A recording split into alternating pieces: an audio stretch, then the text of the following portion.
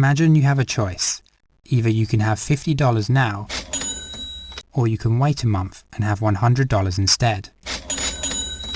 Which do you choose, and how does your choice predict so much about your life? The marshmallow test was an experiment conducted by psychologist Walter Mischel, which began in the 1960s. He wanted to understand how willpower and our ability to delay gratification works in our everyday life.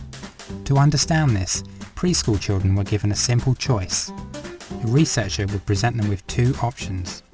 They could either have one marshmallow now, or two marshmallows if they waited for the researcher to return. The marshmallows were placed in front of the child so that they knew the treats were real and not some empty promise. More than 550 children were given the marshmallow test between 1968 and 1974. A sample of these children were followed over the next 40 years and assessed every decade on a range of measures. By the time they were teenagers, the children who had delayed longer on the marshmallow test exhibited more self-control, were less distractible in class, were more intelligent, better able to cope with stress, planned ahead more, and were more able to pursue their goals. These findings continued into adulthood.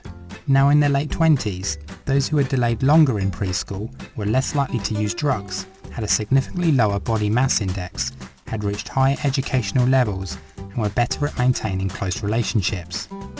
How is it that our ability to delay gratification with a simple test of willpower in childhood can predict so much of how our lives play out? To understand this, we have to look at what is going on in our brains. The limbic system developed early on in our evolution and regulates our basic drives and emotions, such as fear, hunger, sex, and anger. Immediate rewards such as eating the one marshmallow activate our hot, automatic unconscious limbic system, whilst paying little attention to the delayed rewards of waiting for more marshmallows. Closely linked with the brain's hot system is the cool system, which is primarily centered in the prefrontal cortex. This system is more complex, reflective, and slower to activate. It helps us to make thoughtful and rational decisions, and to consider the long-term consequences. Children who were able to cool their hot system and control their impulsive tendencies were able to do so by using what's called executive function. Our executive function consists of the cognitive skills which allow us to control our impulses and actions and help us to pursue our goals. Those with a more developed executive function are better able to control their willpower and delay gratification, whether that's by choosing to wait for the two marshmallows, stick to that diet, give up bad habits like smoking, and stay faithful in our relationships.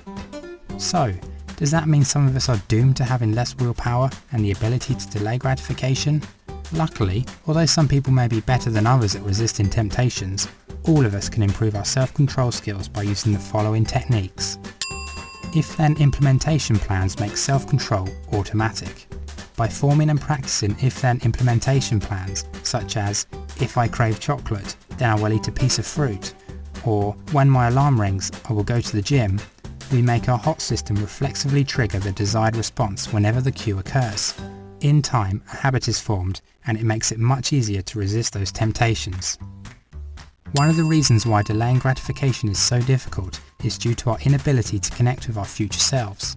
We choose to eat the pizza now because we are unable to imagine ourselves in 20 years' time, suffering from ill health brought on by years of poor diet. Yummy. To help us better make this connection, we have to imagine ourselves in old age, not in an abstract way, but emotionally, as if we were already there. The more emotionally connected we are to our future self, the more we will incorporate it into our present self-conception and be better at exerting our willpower in the face of difficult choices. Self-distancing can help us to re-examine painful experiences by looking at it from the point of view of a third party. Imagine a painful experience as if you were a fly on the wall, watching yourself. This change in perspective can help us to increase the psychological distance from the event, reducing stress and cooling the hot system. It helps us to regain better control of our thoughts and feelings and grant us more self-control. The fundamental principle is to cool the now and heat the later. Self-control depends on a variety of factors, but the important thing is that we can all improve our self-control skills and willpower. However, like all skills, we can only exercise it when we are willing and motivated to do so.